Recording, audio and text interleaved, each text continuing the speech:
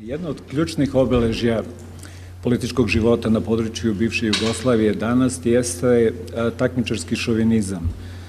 On je očigledan ako pogledamo odnose predstavnika ključnih stranaka koje predstavljaju ključne narode unutar pojedinih država, ali ne manje značajan kada je reč o odnosima stranaka unutar ovih naroda, gde se prosto nadmeću u tome ko će biti oštri prema drugoj strani, jer očigledno smatraju da će na taj način dobiti veću podršku svojih sunarodnika nego što bi je dobili za podsticanje saradnje.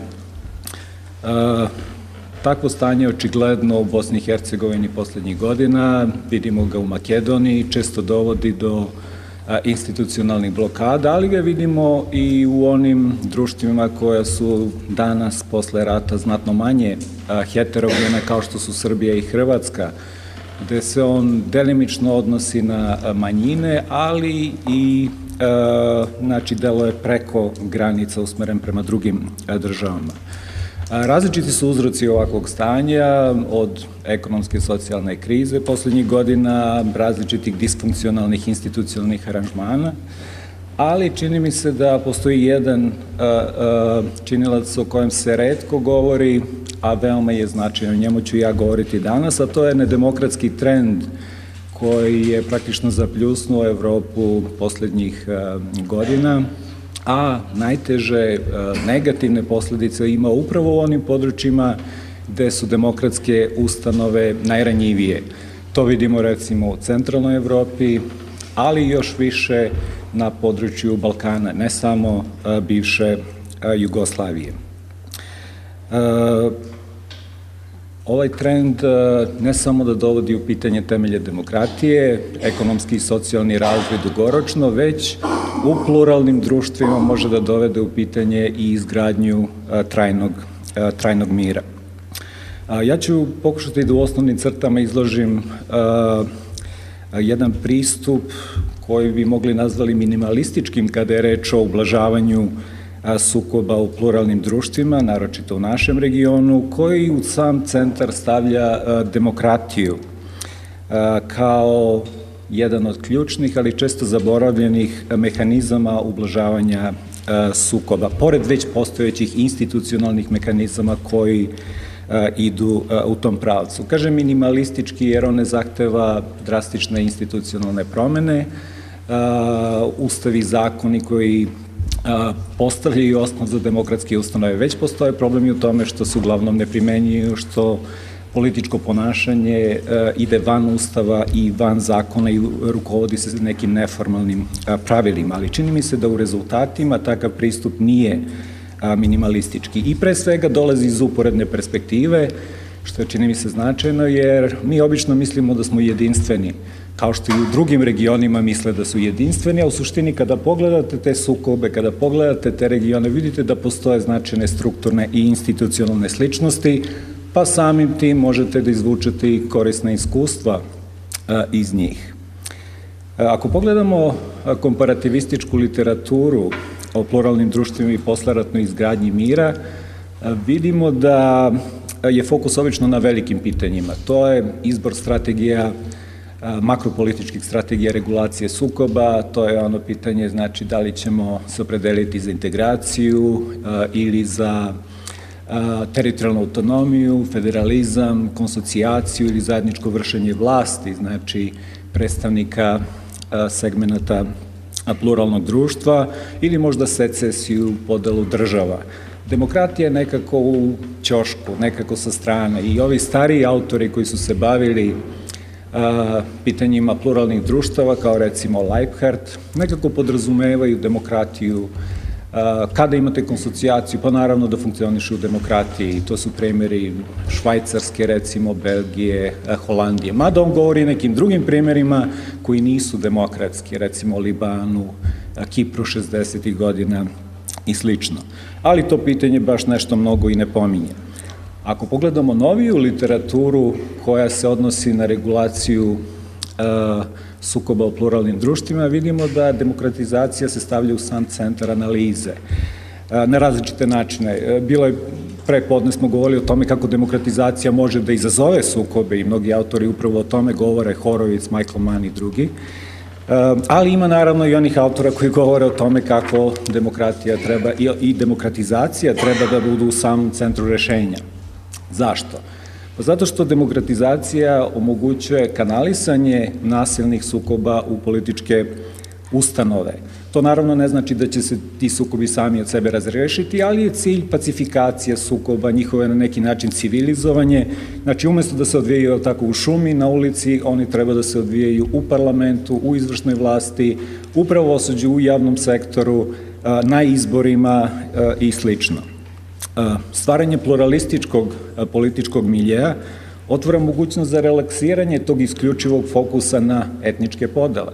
I onda postaju bitne i neke druge podele, pre svega socioekonomskog tipa, a kada dođete do neke situacije u kojoj imate unakrsne podele, značajne u političkom životu, onda to samo po sebi deluje relaksirajući na taj osnovni sukob. Ključni instrumenti, naravno, koji se koriste, to su slobodni i pošteni izbori, zaštite individualnih i kolektivnih prava, to je pitanje slobode štampe, slobode okupljanja, udruživanja i pokušaj uspostavljanja, kontrolisanja i ograničavanja delovanja izvršne vlasti, jer demokratija nije situacija u kojoj pobedite na izborima pa onda radite šta hoćete, već morate da delujete u okviru Ustava i zakona i naravno pod nadzorom drugih institucija koje tu postoje pre svega parlamenta, pravosuđa i raznih kontrolnih organa. I tu u suštini postoji jedna opšta saglasnost. Znači, kada se radi o izgradnji mira, jedan značajan deo jeste i izgradnja demokratije, jer na taj način bi trebalo da se garantuje dugoročno, je li tako, opstanak mira. Razlike postoje kada je reč o sledećim koracima. Šta se radi u sledećem koraku? I mnogi su često razočarani demokratijom kada višegodišnje funkcionisanje demokratskih institucija na jedan ili drugi način nije dovelo do rešavanja sukoba, već sukobi opstaju, pa čak se to pojavlja na jedan dramatičan način, pomenuo sam takmičarski šovinizam. I onda naravno dolazi do razočaranja i opredeljenja za neke radikalnije transformativne strategije kada je reč o institucijama, onda se kao cilj postavlja integracija i naravno predlažu institucionalna rešenja koju bi integraciju podržali, znači dekonstitucionalizacija konsocijacije ili uprošćavanje konsocijacije, umanjivanje teritorijalne autonomije, jačanje uloge centralnih organa u odnosu na regionalne i slično. Interesantno je da čak i u situacijama gde autori misle da je demokratija uspela kada je reč o uspostavljanju mira, u toj prvoj fazi, da misle da onda se upravo stvara milje u kojem su radikalne transformacije ustanova moguće, jer smatraju da, kada je reč o demokratskoj tranziciji, odnosno uspostavljanju mira, jako je bitna inkluzivnost, što znači da svi, pa čak i ekstremni učesnici, treba da uđu u politički proces kako bi se pacifikovali, kako bi dobili ulog u tom procesu i nastavili da deluju politički, a ne nasilno. I to se postiže na različite načine kroz proporcionalne izborne sisteme, zajedničko vršenje vlasti u širokim koalicijama, autonomiju kulturnu ili teritorijalnu, manjinski veto, a i slično. Međutim, u konsolidaciji demokratije autori mnogi smatraju da se otvara prostor za nešto kompetitivniju politiku. Znači, više nema potrebe za tolikom inkluzivnošću, jer je neka vrsta poverenja već postignuta i onda možete da se fokusirate na konflikt između vlasti i opozicije, koji će pojačati političku odgovornost upravljača, ako je moguće više stranačkih koalicija i većine, mislim da više etničkih koalicija i kada je reč o većini i manjini. Recimo, Riley Reynolds i mnogi drugi autori koji se bave izbornim sistemima govore o tome. Ja bih ponudio nešto drugačije rešenje koje možda više odgovara našem kontekstu, jer ovi pristupi, naravno, i njihovi rezultati bitno zavise od konteksta u kojem se primenjuju. a to je da razočaranje demokratijom i konsocijacijom kod nas, čini mi se, ne proizilazi toliko iz problema i manjkavosti demokratije i konsocijacije, koliko iz činjenice da konsocijacija kod nas u našem regionu u jednom dužem periodu deluju u nedemokratskom okruženju. Konsocijaciju nisu ovde doneli američki ustavni stručnjaci kada je reč o Dejtonu ili Ohridskom sporazumu u Makedoniji. Konsocijacija je naša tradicija. Socijalistička Jugoslavija 70. i 80. godina jeste potpuna konstitucionalizovana i teritorijalizovana konsocijacija na više nivoa. Tako da, ako pogledate Dejtonski sporazum i institucionalne aranžmane koji proizilaze iz njega, vidite da je u stvari to neka vrsta kopije prilagođavanja onog ustava iz 74. na nešto izmenjeni kontekst. I to u nešto manjoj meri važi za Makedoniju, mada Makedonija ide, izgleda sama u tom pravcu konstitucionalizacije, konsocijacije i čak i teritorijalizacije.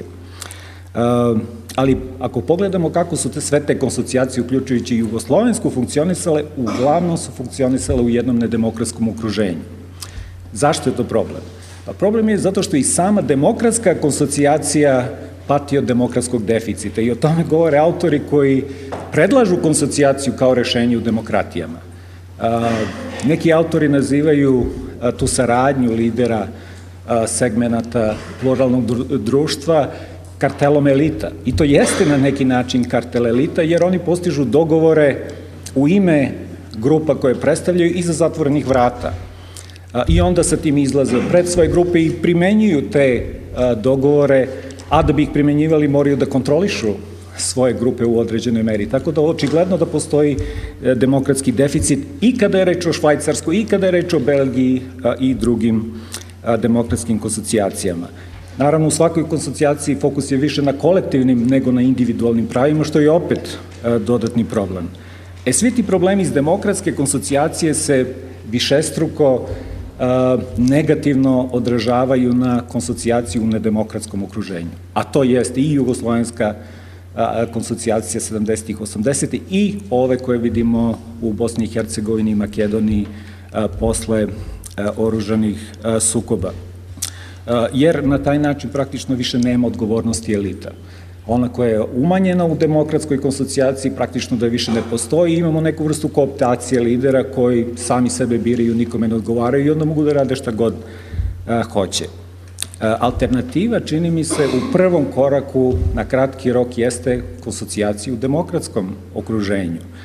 Uspostavljanje pre svega političke odgovornosti vođstva, oni koji donose ključne odluke, i to na više načina, kroz slobodne i poštene izbore. Znači, ne samo takmičarski izbore kakve imamo danas, jer oni jesu takmičarski, nikome se ne brani da učestvuju u izborima, ali izbori u kojima će ključne stranke i uključujući opozicione, naravno, imati sličan pristup političkom procesu, kada je reč naročito pristupu medijima tokom izbornih kampanja i slično.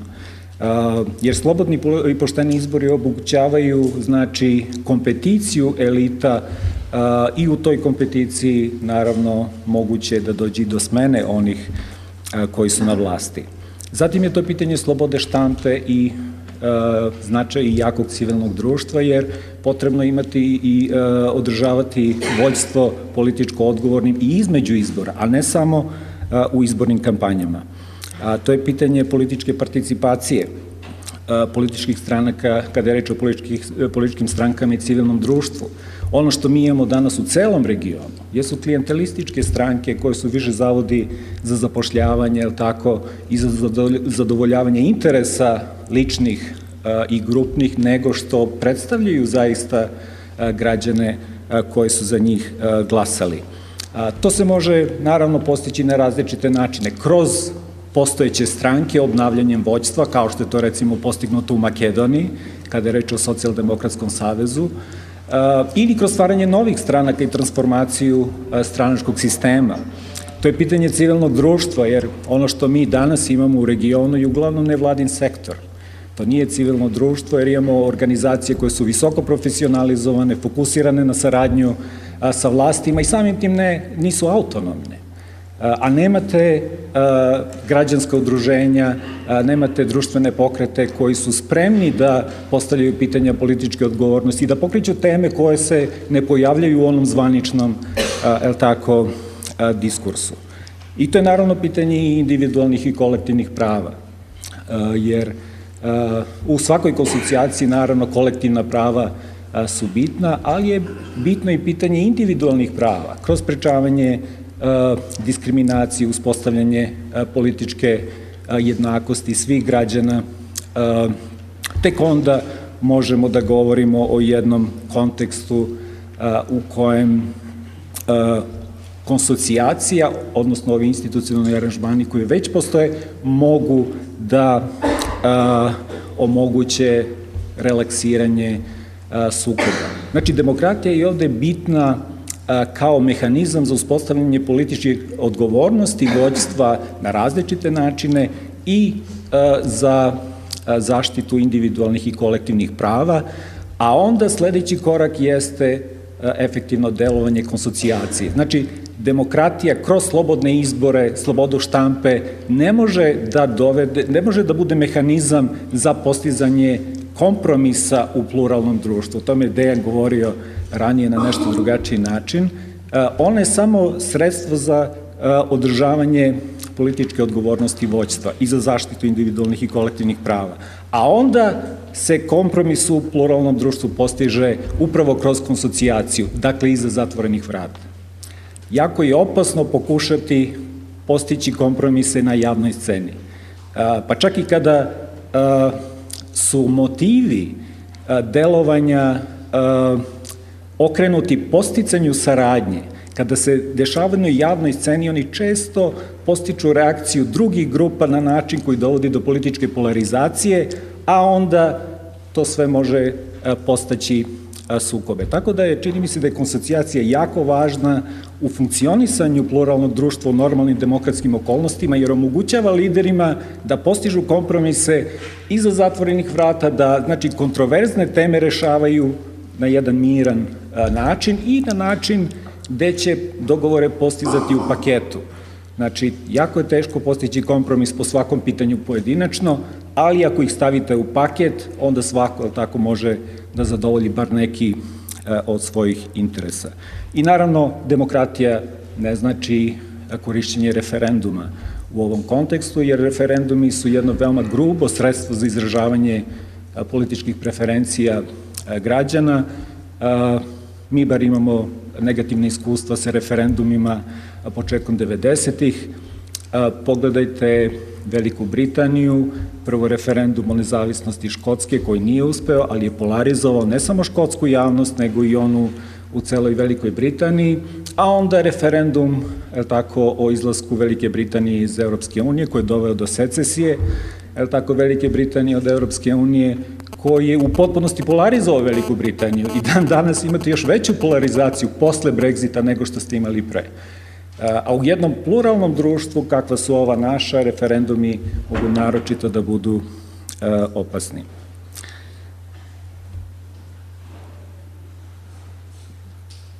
Kada je reč o odgovoru na ove argumente koji govore o potrebi radikalnih rešenja u okviru konsolidacije demokratije, čini mi se da oni imaju smisla u jednom kontekstu gde su podele ili etnička raznolikost fluidnog tipa, recimo Velika Britanija tokom 20. veka, gde se nije postavljalo pitanje, odnosno suprotstavljanje političkoj integraciji različitih grupa, jednostavno jer su odnosi između njih bili bar par vekova prilično dobri. Ali to naravno danas nije slučaj u Velikoj Britaniji, što vidimo na primjeru Škotske. Čak i u situacijama gde postoje unakrsne podele, gde sad nisu bitne samo etničke podele, već i recimo socioekonomske podele koje se odražavaju drastično na pre svega stranački sistem, pa samim tim i na funkcionisanje političkog sistema, kao u Švajcarskoj, Belgiji i slično. I u tim situacijama nešto radikalnije strategije kada je reč o političkoj integraciji imaju smisla. Ali u situaciji gde su podele duboke posle oružanog sukoba, čini mi se da pokušaj radikalnih strategija može da izazove upravo suprotan efekat.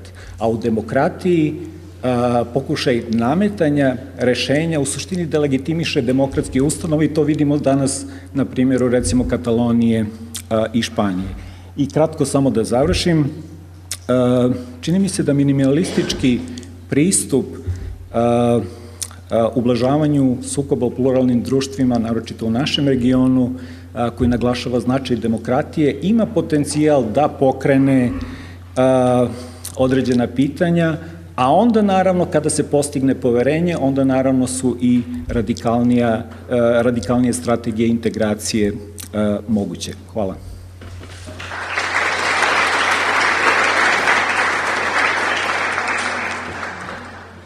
Ja ću pokušati kao socijalni psiholog, drugim riječima kao neko ko pokušava da razumije i u konačnici promijeni međuljudske odnose i sam proces pomirenja i izgradnje mira kroz prizmu onoga šta ljudi osjećaju i šta ljudi misle o samim sebi i onom drugom, pokušat ću da osvijetlim taj proces izgradnje pomirenja i samodrživog mira, tako reći, kroz tu neku prizmu, psihološku prizmu. I ukratko, koliko mogu, 15 minuta da sumiram neke empirijske nalaze, rezultate do kojih smo mi došli.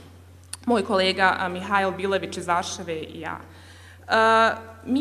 Ovo istraživanje započeto ima sigurno nekih 15 godina, gdje u stvari ispitujemo na koji način promijeniti tu neku psihološku zbilju, koja je veoma bitna u samom procesu uspostavljanja pomirenja. Naravno, nismo arogantni da pomirenje samo shvatamo kao psihološki proces, ali jesmo dovoljno značajni i rezultati ukazuju da se proces pomirenja velikim dijelom zasniva i oslanja na proces izgradnje povjerenja i samim tim kao koncept pomirenja spada kao takav u središte psiholoških, sociopsiholoških istraživanja. Mi smo počeli ova istraživanja shvatajući taj pojam vrlo onako kognitivno i mislili smo, tako smo počeli smo nekih pretpostavki, da je dovoljno promijeniti šta ljudi misle o prošlosti, šta ljudi misle o onoj drugoj strani, o samome sebi i tako smo i pristupili iz te pozicije shvatanja, iz te pozicije perspektive, nekih podstavki tom procesu istraživanja. Međutim, sve što smo više radili, istraživali, ja ovdje govorim o empirijskim nalazima koje mi sprovodimo u velikom broju konteksta, znači ovdje ne govorim samo o Bosni i Hercegovini, o regionu kao nekom tranzitijskom postkonfliktnom društvu, nama su nalazi ukazivali na to da se ovdje najmanje radi o kognitivnom procesu, a u stvari najviše o jednom emotivnom procesu. Da je ovdje jedna u stvari, da se ovdje postavlja pitanje, nameće samo po sebi, na koji način regulisati u ovom slučaju, u ovom kontekstu negativna emotivna stanja, kao što su strah, anksioznost, nepovjerenje, u nekim slučajevima čak možemo da govorimo o ljutnji, o mržnji i tako dalje. To jesu samo po sebi sva emotivna stanja, na koji način ta emotivna stanja preobraziti, tako reći, izregulisati u neka pozitivna emotivna stanja. To je znači ukratko nekako sada u sum sumarum kako na koji način mi pristupamo ispitivanju procesa koji mi zovemo proces pomirenja. Neću sad ulazim u definiciju šta to podrazumijeva, ali ono što bih voljela ukratko da kažem jeste da kada mi mjerimo proces pomirenja, mi govorimo o nekim vrlo značajnim indikatorima, kao što su prihvatanje moralne odgovornosti, davanje oprosta, proces empatije, sposobnost za uzimanje perspektive i sagledavanja prošlosti iz perspektive i onih drugih. To su tako te neke varijable koje su možda same po sebi malo specifičnije i samim tim lakše mjerljive od samog procesa pomirenja koji je vrlo kompleksan sam po sebi, nekako je na višem nivou i nama je nedostupan tim nekim empirijskim mjerenjima. I to je u stvari, samo sam htjela ukratko da osjetlim, da dobijete neku ideju kako u stvari pristupamo ovom principu. Sad, ono što jeste naš konačni cilj, tako reći, jeste da vidimo koji su to mehanizmi i procesi koji su bitni i neophodni da bi mi došli, da bi se mi pomakli sa te neke negativne tačke u nekom pozitivnom pravcu. I ovdje ću ja ukratko postoji, mi smo došli do mnogo zaista nalaza i rješenja, ali danas ću da govorim o jednom. To je ta ideja nekog međugrupnog kontakta, koja nije nova. To nije uopšte nova ideja, ali ono što jeste možda neka novina u cijelim tim istraživanjima jeste da smo mi ispitivali te efekte međugrupnog dijaloga, međugrupnog kontakta u sigurnim okruženjima i prostorima i tako dalje, na neke varijable na koje nisu do sada možda ispitivane, kao što je varijabla priznavanja i prihvatanja odgovornosti, kao što je varijabla davanja oprosta, kao što je varijabla povjerenja i tako dalje. I ono što smo mi u stvari našli jeste nešto što nas nije iznenadilo, nešto što smo i očekivali, jeste da mladi ljudi koji, znači, imaju kontakt. A kad kažem kontakt, pod tim kontaktom podrazumijevamo jedan zaista frekventan i kvalitetan odnos sa pripadnicima drugih naroda, jeli? Da su ti mladi ljudi zaista, ajmo tako reći, otvoreniji ka tim pozitivnim procesima suočavanja sa prošlošću i pozitivniji orijentirani kada je u pitanju neka budućnost. Jel?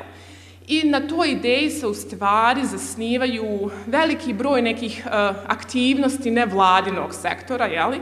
Koje upravo se baziraju na toj ideji, hajde da nekako mlade okupimo iz različitih etnija, etnonacionalnih skupina u jedan siguran prostor i samim tim da potaknemo taj kontakt, to neko druženje koje će postepeno i vremenom da razvija sve one predrasude, stereotipe, da umanji te negativne emocije, tako da i samim tim, iz nekog od procesa bottom up, potaknuti te procese pomirenja. Međutim, to nije tako jednostavno, kao što zvuči. Mi smo imali priliku da surađujemo sa velikim brojem nevladinih organizacija, gdje smo zaista imali mogućnost da izvršimo evaluacije njihovih, tako reći, aktivnosti, koje su se bazirale na ideji kontakta i došli smo do nalaza da u stvari da ta kontaktna intervencija je mnogo različita od onog već postojećeg kontakta. Znači, bitno je i značajno različito to da li ja imam prijatelje sa one druge strane ili da li je mene neko doveo u prostoriju na 2-3 dana sa onima sa druge strane. I te kontaktne intervencije nemaju iste efekte kao efekti tog nekog već postojećeg, samo odabrano, kako ćemo ga nazvati, kontakta. I pokušali smo, i bili smo malo deprimirani kad smo vidjeli stvar te rezultate, ali nismo odustali. Ovo sada nije priča, mi je cilj da ovdje pobjegnemo te ideje kontakta, da pače. Znači, to je jedan od naših najbitnijih sociopsiholoških mehanizama u bilo kojem društvu, a naročito u nekim postkonfliktnim, opterećenim društvima. I u stvari šta smo uradili? Uspjeli smo na jedan način da ispitamo šta je tu blokator. U stvari, šta se to dešava pa se ne otvori proces i prostor za pozitivne promjene. I objašnjenje je vrlo jednostavno. Dešava se to da mladi ljudi ulaze u taj kontakt sa percepcijom, koja je nama svima poznata, da su oni i drugi svi isti. Znači, ta percepcija te takozvane homogenosti onog drugog je nešto što nastupa na djelo vrlo aktivno i blokira bilo koji mehanizam koji bi mogao i proces, zatvara bilo koji potencijalno pozitivan proces. I mi smo pokušali da vidimo na koji način možemo da odblokiramo ili da napadnemo, tako reći, percepciju homogenosti onog drugog i to smo uradili tako što smo, tako reći, uveli tu paradigmu moralne heterogenosti.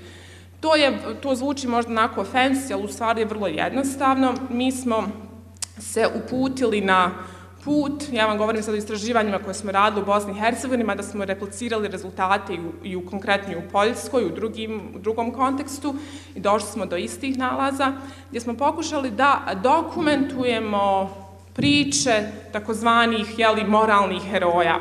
To su ljudi koji sami sebe ne doživljavaju, niti se nazivaju moralnim herojima, to smo mi koji smo im dali te neke epitete. To su obični ljudi koji su rizikovali svoje živote i spasili život onog drugog. To su ljudi koji nisu ubijali one druge, nego su spašavali one druge. I takvih priča je zaista bilo bezbroj. Znači, ja sam sama doživjela jednu personalnu, ličnu transformaciju kada sam se uputila na taj put i kada sam vidjela koliko je takvih priča, jer to je narativ koje mi nismo izloženi. Narativ o nekoj moralnosti koja dolazi sa one druge strane, bilo koja da je to druga strana, je nešto što mi ne čujemo.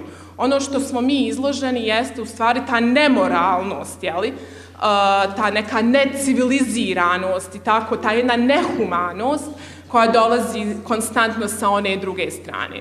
I mi smo u stvari dokumentirali tu jednu i kreirali tu jednu paradigmu te moralne heterogenosti i onda smo nju kao takvu ubacili, tako reći, u te kontaktne intervencije. I tu je onda došlo do zaista potpune deblokade i otvaranje prostora za neke pozitivne procese i pozitivne promjene. Mi smo naravno vršili mjerenja, ta neka mjerenja prije intervencija, poslije intervencija, to je jedna bila longitudinalna studija, uradili smo 4 ukupno takve empirijske studije sa pripadnicima različitih skupina, jednih i drugih i trećih, opet kažem, ne samo u kontekstu Bosne i Hercegovine, nego i u drugim kontekstima, i u stvari našli smo da je veoma bitno izlagati, ja govorim o mladim ljudima, da radimo sa mladim ljudima, u toj percepciji moralne heterogenosti, koja je kao takva dovela do ovih pozitivnih emotivnih stanja. Naravno, ostaje pitanje o dugoročnosti tih efekata i da bi se ispitalo dugoročnost tih efekata, zaista su neophodna mnogo ozbiljnija i dugotrajnija istraživanja u tom smislu, tako da smo mi svjesni toga, ali unatoč tome, unatoč toj nekoj mani ti naših i limitiranosti naših studija, našli smo zaista deblokadu negativnih emotivnih stanja i jednu preobrazbu u mnogo pozitivnija emotivna stanja koja se direktno kao takva oslanjaju na veoma bitne indikatore pomirenja, kao što sam rekla već jednom, prihvatanje odgovornosti, oprost, empatija, perspektiva itd. To bi bilo ukratko od mene, ja mislim da nisam produžila. Ja se samo želim izvinuti što neću biti prisutna, jer ne mogu iz tehničkih razloga diskusiji, ali ću biti tu narednih još možda pola sata. Hvala vam.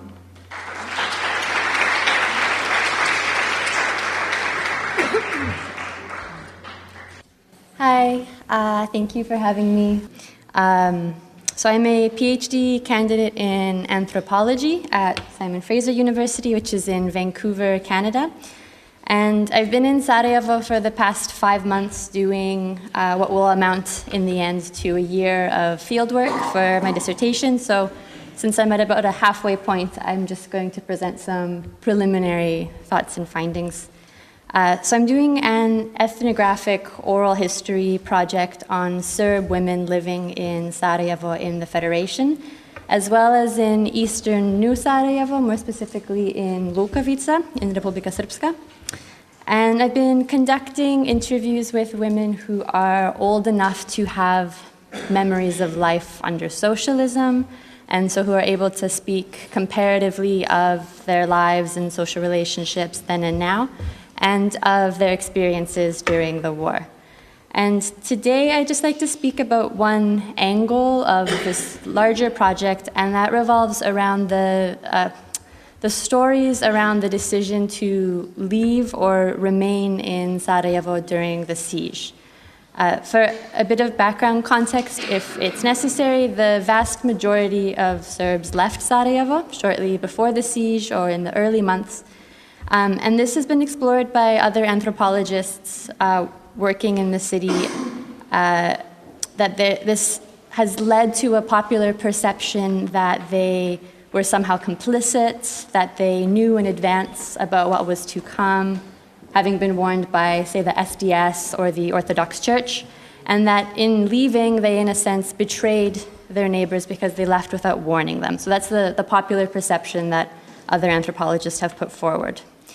The numbers are very fuzzy, but at least 10,000 Serbs stayed in besieged Sarajevo, and according to Cornelia Sarabji's research, earned what she refers to as a wartime pedigree.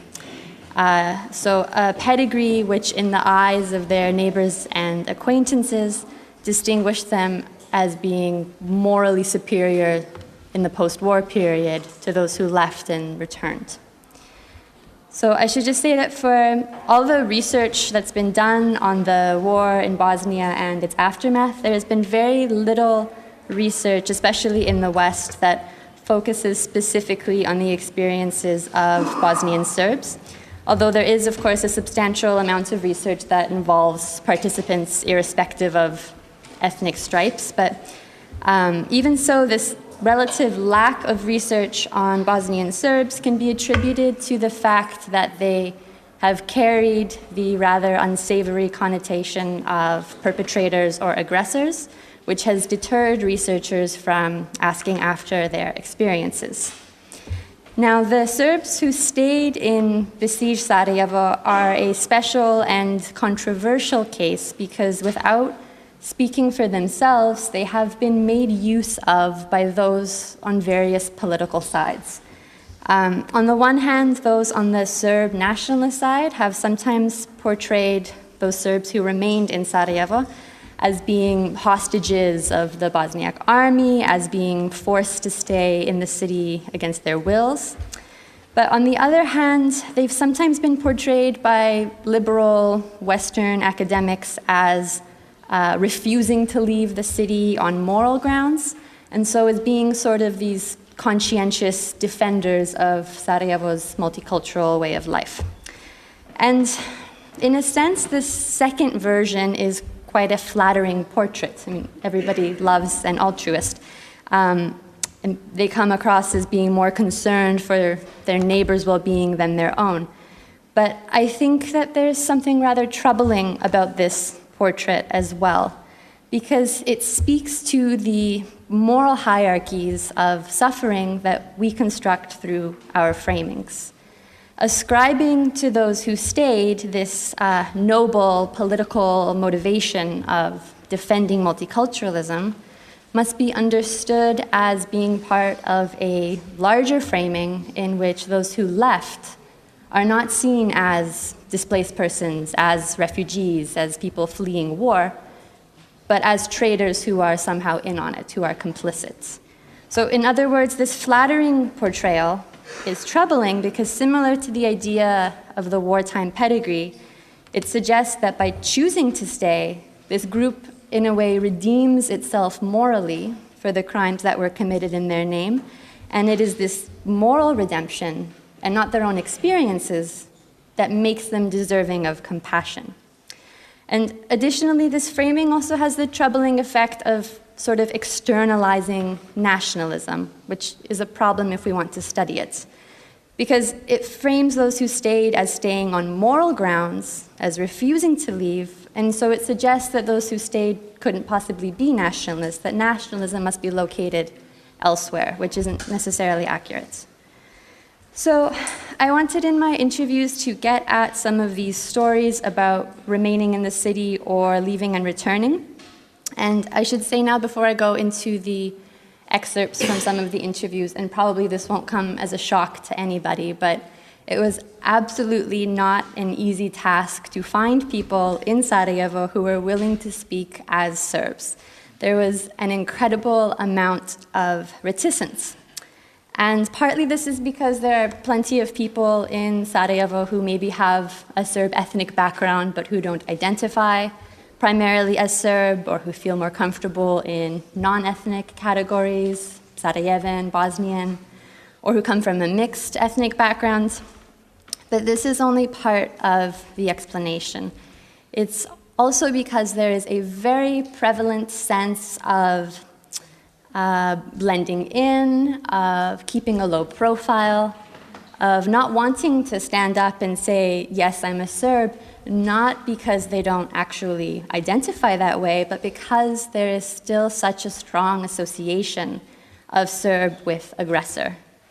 From some of my participants, certainly not all of them, but from some of them, I gathered that they feel a social expectation that to be Serb is something shameful that should not be pronounced with too much enthusiasm. So to give one example of what I mean by this, one of the women that I interviewed told me a story of how after the war, her good friend, who was Bosniak, told her, "To me, you are not a Serb. To me, you are Bosnian Orthodox." And of course, he meant this affectionately. He meant this as a compliment. He was telling her that he doesn't consider her to be connected politically or morally with the aggressors, and he was proposing, I think sort of jokingly, this hybrid category through which she could continue to belong by casting off her Serb affiliation, by being Bosnian Orthodox instead of Serbian Orthodox. But this comment was really hurtful to her, as you might imagine. She felt as though she was no longer allowed to be Serb in that relationship, like her entire ethnicity had been tainted by the war. I don't know how she responded to him, but to me she said, this is my translation, "The way you were born is just an accident. I didn't choose to be Serb, and I can't change that. It's not something I'm proud of, but I also feel like it's something I shouldn't need to be ashamed of."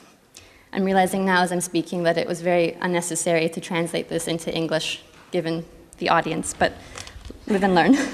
So, to get back now to this narrative of those who stayed and those who left, this narrative of the moral defenders of multiculturalism who stayed versus the morally compromised traitors who fled, what I am beginning to piece together from the interviews so far is that the stories of those who stayed are much more complicated and much less flattering, but also much more human in a sense, because rather than these noble altruistic reasons, people had incredibly pragmatic reasons for making the decision to stay or leave. It came down to considerations like property. They didn't want to give up their apartments. Or it came down to having nowhere to go, several stories about not wanting to burden relatives by moving in with them. Or it came down simply to not having the benefit of hindsight, to not being aware that the war would last so long and be so awful, maybe being hopeful that things would have turned out differently. But at least for the sample of women that I've spoken to, it did not come down to defending multiculturalism. Many of my interview participants who stayed in the city throughout the siege outright refuted the narrative that the Serbs were warned in advance, stating what I'll summarize for our purposes, various iterations of the phrase, "If I had known, I would have left." Now, alongside these narratives, we have, of course, the historical record, which tells us that there was an exodus, that Serbs left in quite large numbers all at once. So without going into the historical reliability of these narratives, for lack of time, there are a few other things I'd like to consider about them. For one, it's hard to know the extent to which a statement like, "If I had known, I would have left," was already true in 1992, or to what extent it became true over time. It's hard to disentangle the past from the present here, since I'm asking people to reflect on something that happened 25 years ago. It's hard to just bracket out the last 25 years and bracket out the fact that the post-war period and the lesser acknowledged post-socialist period has proven to be disappointing to people politically and economically. One woman reflected on her friends who did leave and said, maybe they were right to leave. Now they are enjoying stress-free lives in Sweden and Canada. So I think on one level, a statement like, "If I had known, I would have left," isn't just a remark on the war. It's also a critique of the present situation, a critique of the sad truth that, in a way, the question of trying to leave as a refugee is being echoed by present questions of immigration that are facing so many families today. And this is also said in a context in which these women, all of whom are mothers, a context in which many of them are living apart from their children precisely because their children have left, because their children are off working or studying in other countries. So taking this into consideration, if I had known I would have left, is a kind of critique of the present. But for other participants, that same kind of statement, if I had known I would have left, was meant to signify not just having the knowledge that there would be a siege, but having the knowledge in advance of how difficult it was going to be a Serb within the siege. And this was an element that ran through a lot of the interviews so far, the particular and vulnerable position of living through the siege as a Serb, as someone who is associated with the enemy. The way it was relayed to me in interviews is that in addition to the obvious threat on your life that you shared with everybody around you, you faced additional threats linked to this ethnic association. For example, threats from paramilitary forces or irregular police forces, threats to your apartment from criminals within the siege who would loot and steal, threats of suddenly disappearing even because of those criminals. And this is an aspect of the war that isn't often talked about. And this is where the title of my presentation, Lowered Voices, comes from, is because these were the kinds of stories that women would take great care to tell me in private spaces, rather than meeting at a cafe or somewhere in public. Because I think they felt there was no space for them to seek recognition of these types of experiences, that these stories weren't permissible against the more dominant narratives of the war. But I think that these stories are important to hear and to understand and to see how they fit against the many stories that have already been told about the war, to ask where is the overlap and where are the contradictions and what becomes solidified and what becomes contested when these stories are taken into account. And lastly, to recognize these stories as being eventful, as having made a lasting impact in how and to what extent people see themselves as belonging in Sarajevo today. Thank you.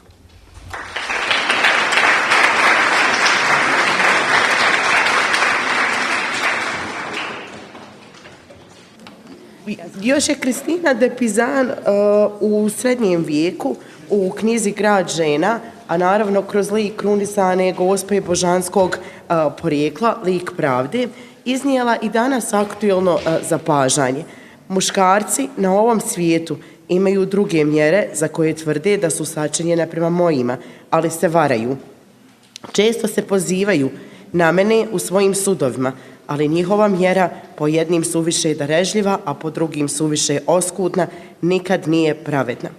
Ovo patrijarhalno breme i danas opterećuje raspravu o pravdi i pravednosti, a time i raspravu o tranzicijskoj i transformativnoj pravdi i politikama izgradnje mira. Mi naravno ne možemo sporiti da se im dosta toga promijenilo, ali promjene se desile na takav način da se muški pristup sada proglašava spolno neutralnim i omogućava se ženama ulazak u maskuline, veoma često i nasilne strukture moći. Međutim, mirovne aktivistkinje su u velikoj mjeri iskoristile siguran prostor građanskog društva. Teorijski diskurs onoga o čemu danas želim govoriti jeste razlikovanje muške i ženske mirovne politike, a kroz koncepte etike brige i etike pravednosti, i to na način na koji su ova dva koncepta prepoznata, definirana i opisana u djelima Carol Gilligan. Muška mirovna politika je prisutna u javnoj sferi i ugrađena i u međunarodno pravo. Njeno se moralno opravdanje zasniva na etici pravednosti kao matematičkom, logičkom i racionalnom promišljanju. Ona crpi snagu u legalitetu, provodi se onda kada su povrijeđena osnovna načela humanosti s ciljem da se ona zaštite, predstavlja provođenje morala drugim sredstvima, provodi se samo onda kada su iscrpljene sve prethodne mjere za mirno rješavanje sporova. S druge strane, ženska mirovna politika je antimilitarna, a etika brige je njen temelj. Štaviše, ova politika crpi svoju argumentaciju u konceptu brige koja nadilazi sve društvene podjele, usmjerena je na dugoročno održavanje pozitivnih odnosa među ljudima kroz traženje alternativnih načina rješenja svakog problema i dosljedno protivljenje sopstvenom režimu. U ovom trenutku samo podcrtavam ovo dosljedno protivljenje sopstvenom režimu, jer je ovo ideja koja će mi na kraju postati izuzetno važna u analizi ženskog mirovnog aktivizma u Bosni i Hercegovini, a na ovom mjestu mi je potrebno u formi digresije iznijeti dvije prethodne teze koje bliže objašnjavaju kontekst u kojem ja danas govorim. Prije svega moram objasniti ove pojmove muško i žensko koje koristi. Muška i ženska etika brige, etika pravednosti, muška i ženska mirovna politika i tako dalje i tako dalje. Prije svega ja ove koncepte mislim idealno tipski.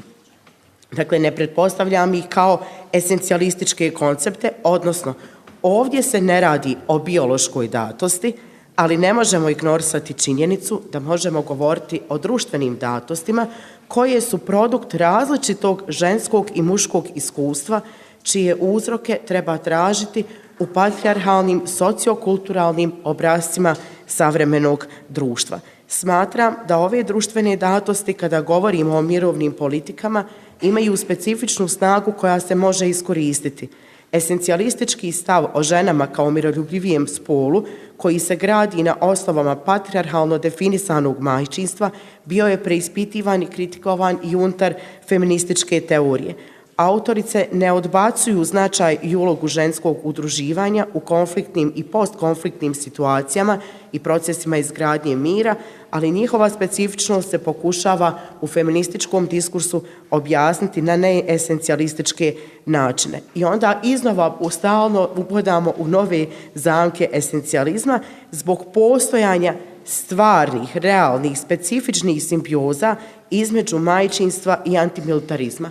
Mi ovdje sada možemo navoditi čitave nizove primjera od udruživanja majki krajem 90. godina na prostoru bivše Jugoslavije, Sjedinjenih Američkih Država 1967. majki koje protestuju protiv rata u Vijetnamu, argentinskih pokreta majki i tako dalje i tako dalje.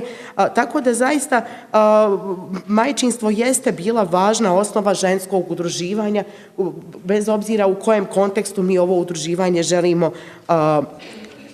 tumačiti, i ne možemo izbjeći ovo problematiziranje ovih esencijalističkih osnova. Naravno, s obzirom na vrijeme, ja bi sada mogla ovdje analizirati čitav niz autorica na koji način one objašnjavaju ove probleme. To na ovom mjestu neću učiniti jer jednostavno ni vrijeme to ne dopušta, samo ću reći da ja ovo udruživanje tumačim sa jednog čisto sociološkog mjesta, dakle jedno klasično mjesto u sociologiji i mukotrpni rad svih onih agenasa socijalizacije u patrijarhalnim diskursima. Međutim, ovo pitanje otvaram i ovo pitanje ovdje naznačavam zato što mi je važno reći da ovo razlikovanje koje uvodim ne znači i tvrdnju da su sve žene automatski na osnovu samog biološkog spola opremljene kozmopolitskim kapacitetima brige za drugu ili drugog. I dalje, ovo ne znači da muškarci nisu sposobni za etiku brige. I ono što još moram dodati ovoj cijeloj priči jeste da feministički diskurs uvijek podrazumijeva, a posebno u okviru ženskog mirotvorstva, snažan otpor fundamentalizmu i esencijalizmu. Druga teza koju ovdje želim istaći jeste ona teza koja se tiče etike brige i razumijevanja samog ovog koncepta. Naime, etika brige uključuje emotivnost kao novu kreativnu snagu u rješavanju problema. Umjesto objektivnosti i neutralnosti u moralnom rasuđivanju uključuju se subjektivni glasovi i razumijevanje drugog druge. Etika brige i etika pravednosti ne isključuju jedna drugu, već se međusobno nadopunjavaju.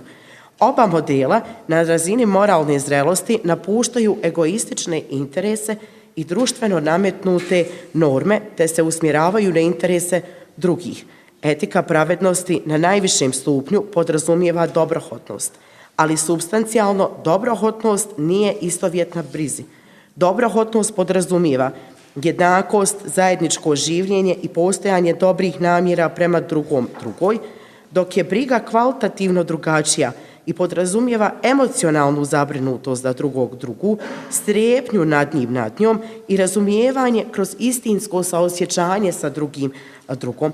Dobrohotnost korespondira s Kantovim principom dužnosti, a briga s Aristotelovom filijom. Filija jeste pretpostavka zajedničkog života i osnova društveno-političkog tumačenja pravednosti.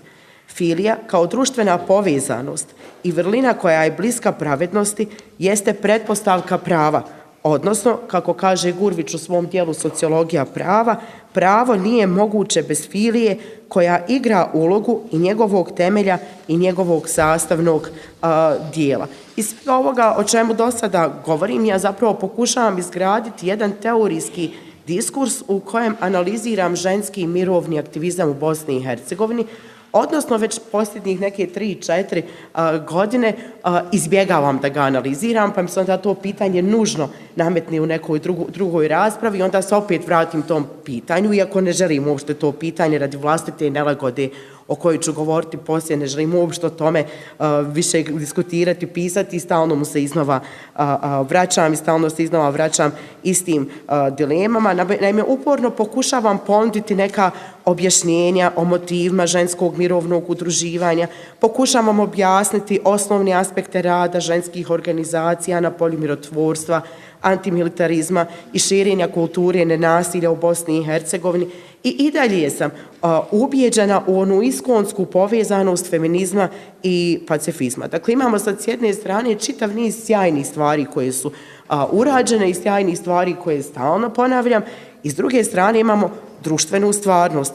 Društvena stvarnost svjedoči da mi i dalje, nakon više od 20 godina tranzicije, transformacije i rada na izgradnji mira, mi i dalje živimo u permanentnom nastojanju oporavka, a istodobno taj oporavak biva sve dalji, a društvene podjele sve dublje.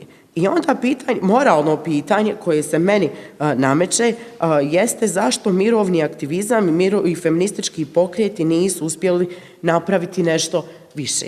Jedan mogući odgovor jeste da ženski mirovni aktivizam nije izostao, ali je izostala njegova refleksija u javnom i političkom govoru.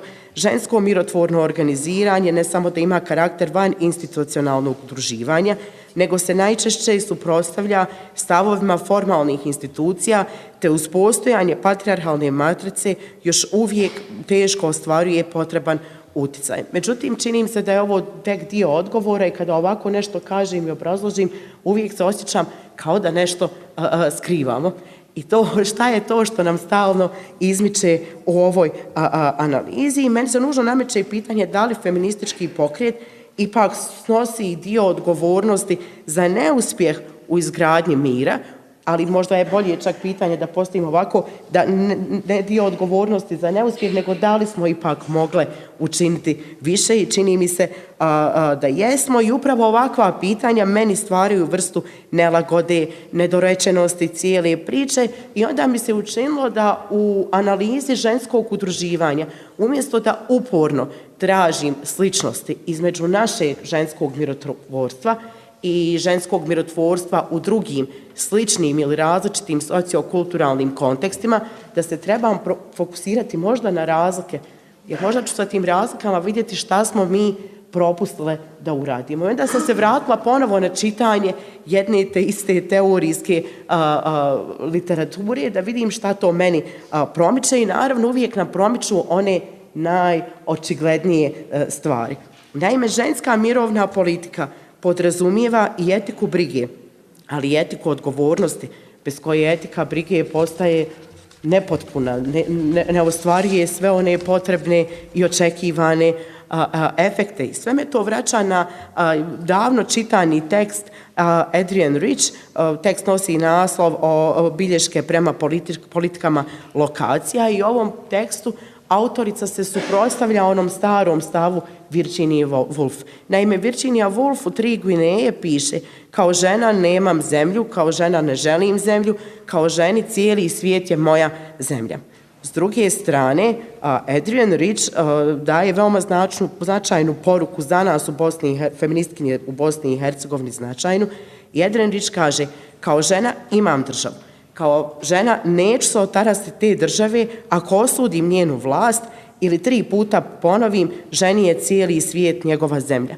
I onda zapravo u radu feministkinja, feminističkih organizacija i tako dalje, pa i u svom vlastitom radu stalno uočavam neka opća mjesta kritike etnonacionalnih politika u Bosni i Hercegovini, ali to su sve neka opća mjesta, to su sve neke kritike u nekom generalnom diskursu i tako dalje i tako dalje. I upravo je to razlog što nova etika odgovornosti nije postala osnova za naše dalje aktivističko djelovanje, kao što je to recimo slučaj sa ženama u crnom iz Srbije. Staša Zajović, upravo objašnjavajući ovu etiku odgovornosti, govori o 3 etička principa mirovne politike žena u crnom. Prvi princip: ne u naše ime, drugi princip: ne dajmo se od svojih prevariti i treći princip: uvijek neposlušne. I sada, posmatrajući ovaj bosansko-hercegovački kontekst, ja se opet vraćam onom pitanju šta feministički pokret, šta ja kao feministkinja mogu učiniti danas, vjerovatno isto ono što sam mogla prije 20 godina i što smo mogli prije 20 godina, propustili smo, pa valjda ni sad nije kasno. Hajde da se ponovo vratimo geografskim lokacijama, mjestima iz kojih dolazimo, mjestima za koje lično mora da preuzme odgovornost, mjestima na kojima možemo stvarati bolju budućnost fokusirajući se na vlastitu krivnju u kontekstu lokalnom u kojem te feministkinje djeluju. Pa onda za mene kao feministkinju koja je rođena u Sarajevu, odrasla u Sarajevu, školovala se u Sarajevu i dalje živim u Sarajevu, recimo pitanje kazana postaje izuzetno važno pitanje. Ja ne želim davati primjere drugih mjesta i drugih lokacija jer smatram da na to nemam pravo. O tome trebaju govoriti feministkinje koje dolaze iz tih mjesta. Mi smo čitavo vrijeme vođene plemenitim ciljem uvažavanja kompleksnosti najraznovrsnijih iskustava patnje u cijeloj Bosni i Hercegovini, ali i potrebe da ostanemo neutralne, da ne budemo ispolitizirane, da ne budemo instrumentalizirane. Pa možda je već sada krajnije vrijeme, ako već nije kasno, a nadam se da nije, krajnije vrijeme da napustimo ove udobne pozicije neutralnosti i budemo odgovorni. Hvala.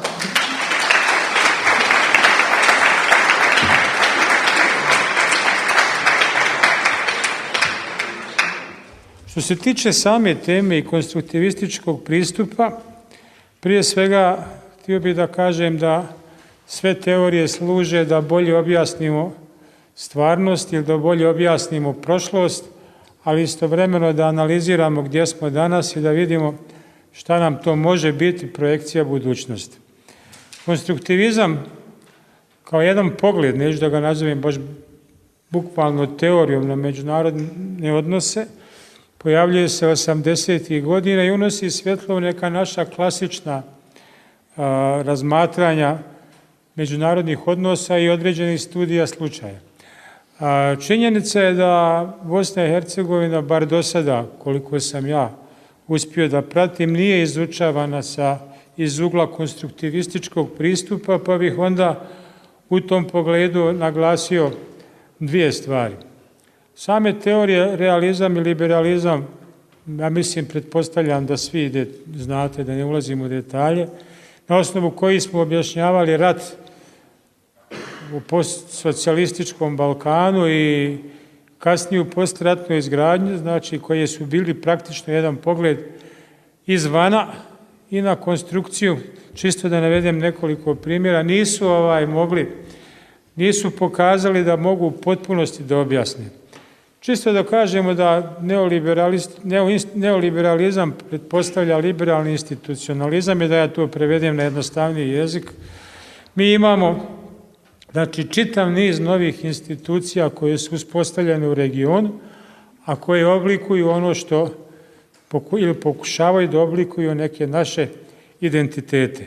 Počnemo od Badenterovog pravnog okvira 1991. svih mirovnih planova u Bosni i Hercegovini, plana kontakt grupe Dejtonskog mirovnog sporazuma, rezolucije 1244, pa kasnijih bonskih ovlašćenja, zatim samog Ohridskog sporazuma za Makedoniju, do nečega što se zove institucionalizacija regionalne saradnje, sve ono gdje se, na primjer, što oblikuje većinu država ili bar, ako ne u potpunosti, ono djelimično u samom regionu. Uticaj tih procesa, znači i kroz konstruktivistički pristup, ako analiziramo, on utiče prije svega na dvije pojave, to dvije stvari oko kojih bi mogli da istražujemo bar tu međunarodnu politikološku dimenziju Bosne i Hercegovine, a to su suverenitet i identitet. To su u stvari dominantne osnove samog konstruktivizma, pa bih nekoliko ideja o tome.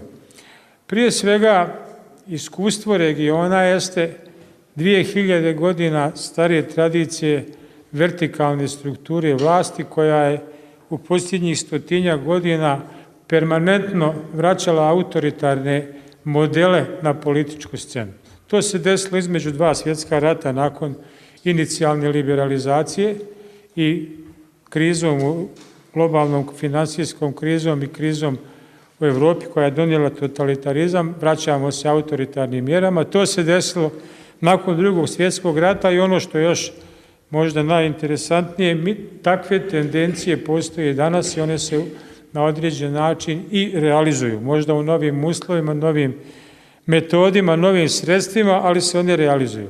Bez obzira na sve, dakle, ono što je liberalizam i institucionalizam što su donijeli, mi danas imamo, gledano sa ove tačke gledišta što sam naglasio, znači promjenu posmatranja suverenosti države.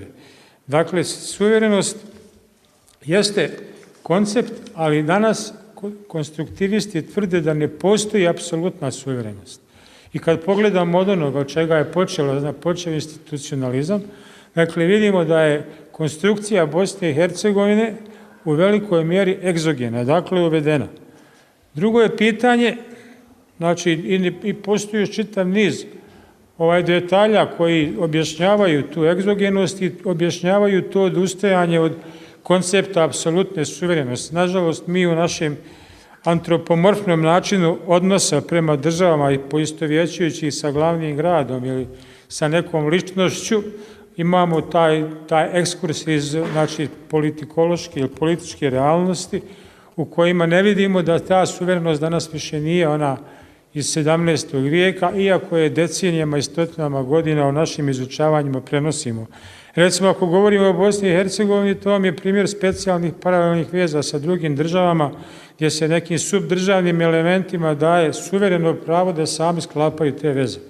To što je današnja realnost, da to potvrđuje međunarodna zajednica, ne umanjuje činjenicu da je suverenost narušena i da je to jedna konstrukcija, znači nastala u posthladno ratovskom vremenu. Ta konstrukcija i ta egzogenost dođe također konstrukcijom iz međunarodne zajednice. Shvatimo da je kontakt grupa konstruktivistička tvorevina nečega što nije postojalo, da bi se zaobišle Ujedinjene nacije dijelom u svojoj neefikasnosti, dijelom u činjenici da Njemačka treba da uđe u rješavanja pitanja na Balkanu, a nije članica Savjeta bezbjednosti. Dakle, to je ta konstruktivistički model koji je bio primijenjen i nešto ranije u Hrvatskoj i nešto kasnije na Kosovu.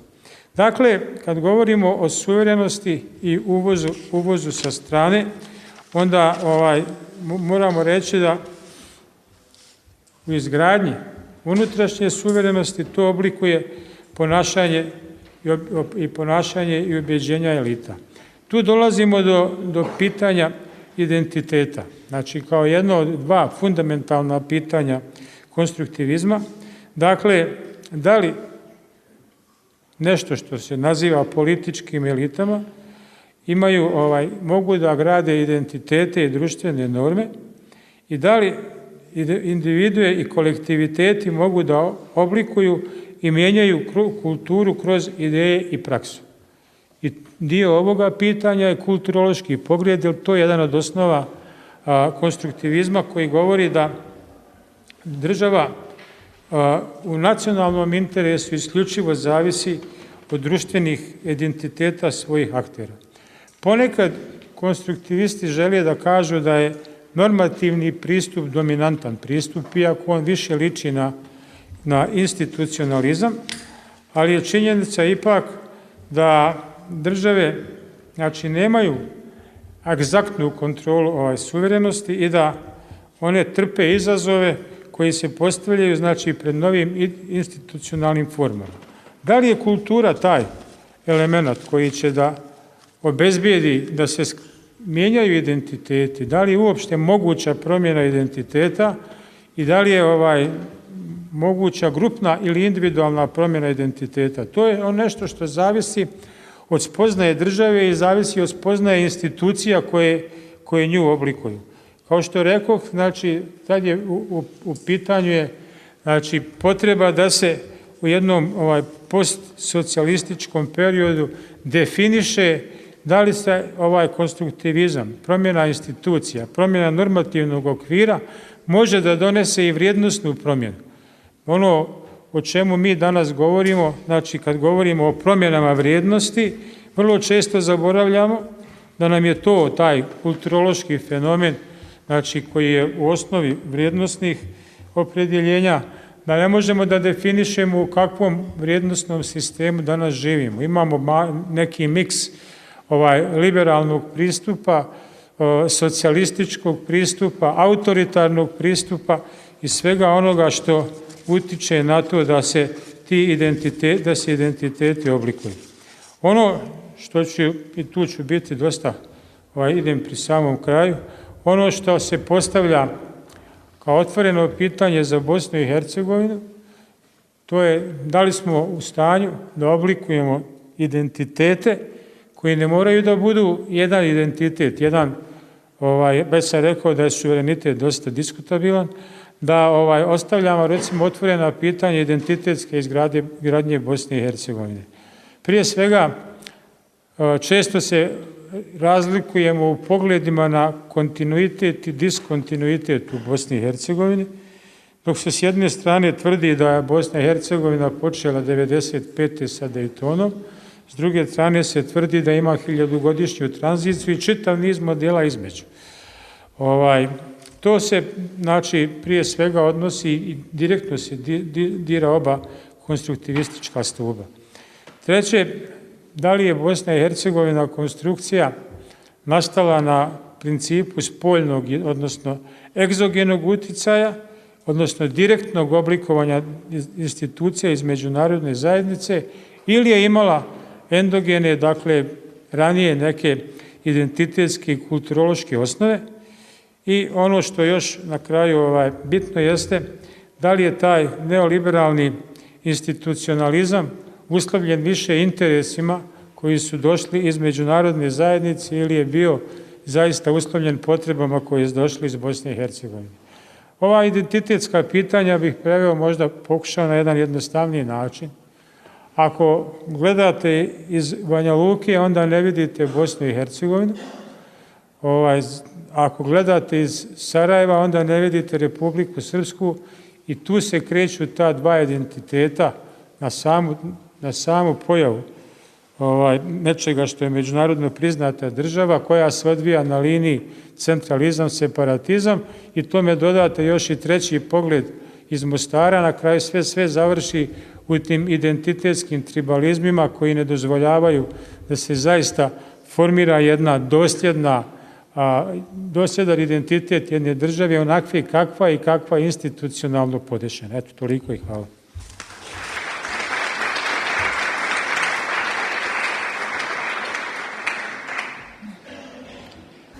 Ja ću slično kao je moja prijateljica, Amila, slično, ne onako dobro, moram reći.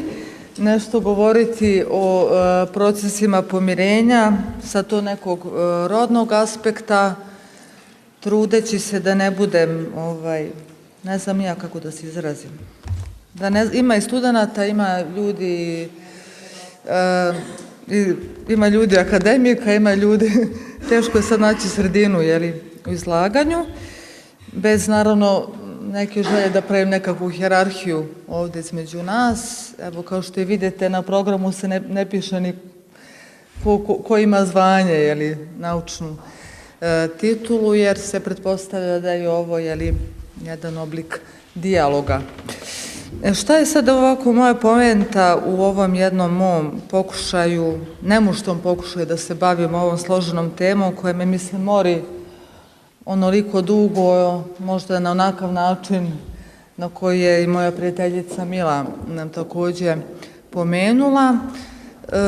Kada govorimo o rodu, o tom rodnom aspektu, kada govorimo o feminizmu, feminističkom aktivizmu, procesima mira, procesima pomirenja, zbog jedne sveopšte sklonosti da se taj ženski mirovnjački aktivizam ili potencijal poistoveti sa nekim biološkim, majčinskim i svakim drugim predispozicijama, a ne da se protumači kao neki lični izbor, politički izbor, građanska hrabrost i tako dalje. Ja ću sad, pre nego što se upustim u tu temu, samo za početak reći da ću ja to nekako skicirati, ali naravno što kraće zaista i samo nek me neko mahne kad mi istekne, nek bude 13 minuta.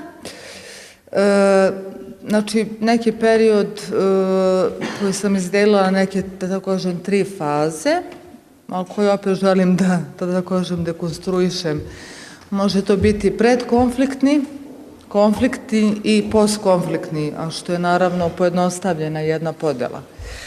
Pa sad ako kažemo da je period našeg življenja, preživljavanja, proživljavanja, ne znam kad smo živjeli punom punoćom, punim plućima, hoću reći, taj period socijalizma nekad često idealizujemo kao neki